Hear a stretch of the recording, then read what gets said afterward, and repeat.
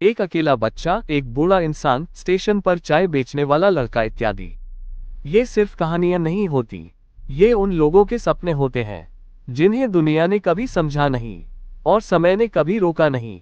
ये आवाज है उन खामोश दिलों की, जो रोए भी तो मुस्कुरा के और गिरे भी तो संभल के।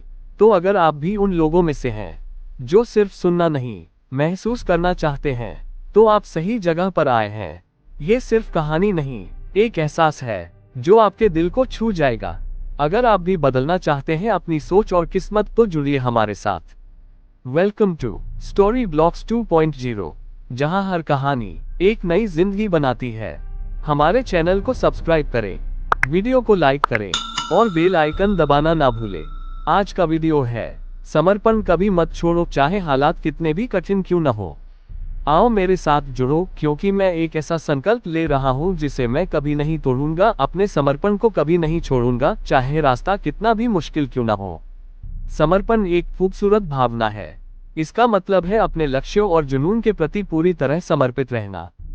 जब हम किसी चीज में दिल से जुट जाते हैं, तो वो सिर्फ काम नहीं रहता, वो हमारी पहचान बन जाती है।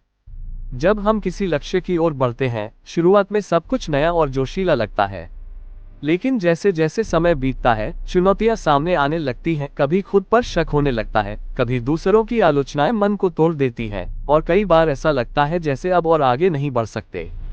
सबसे बड़ी गलती जो हम करते हैं, वो है छोटे छोटे फायदों के पीछे भागना या परफेक्शन के जाल में फंस जाना।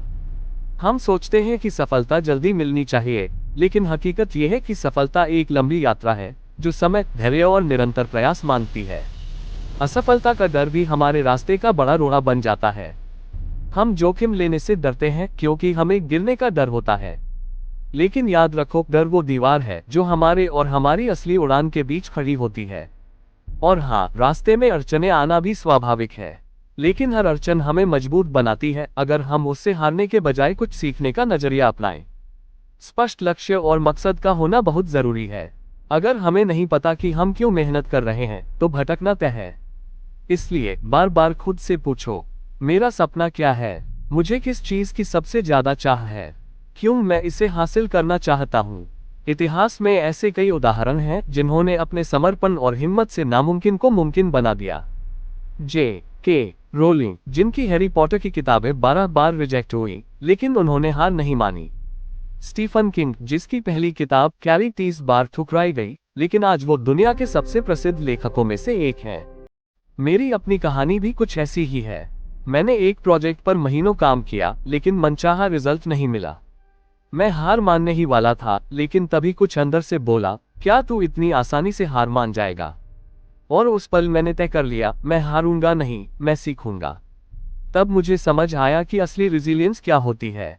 ये जीतने का नहीं, डटे रहने का हौसला है। जब हम चुनौतियों को अपने आत्मसम्मान की चोट समझने के बजाय सीखने का मौका मानते हैं, तब हम सच में आगे बढ़ते हैं। और धीरे धीरे यही समर्पण हमें वहां पहुंचाता है जहां हम हमेशा से जाना चाहते थे। आज जब मैं पीछे मुड़कर देखता हूं, तो मुझे एहसास होता है कि मेरे जीवन की सबसे बड़ी सफलता मेरी रिजिलियंस रही है। निष्कर्ष, अपने समर्पण को कभी मत छोड़ो। ये रास्ता आसान नहीं होगा, लेकिन जो इस पर टिकता है, वही अंत में जीतता है। अगर तुम भी अपने सपनों की राह पर हो, तो अपने दिल से पूछो, क्या तुम सच में समर्पित हो? अगर तुम भी कभी हिम्मत हार चुके हो या फिर किसी लक्ष्य के लिए जूझ रहे हो, तो अपनी कहानी नीचे कमेंट में जरूर शेयर करो। हम सब एक दूसरे के साथी हैं इस समर्पण की यात्रा में।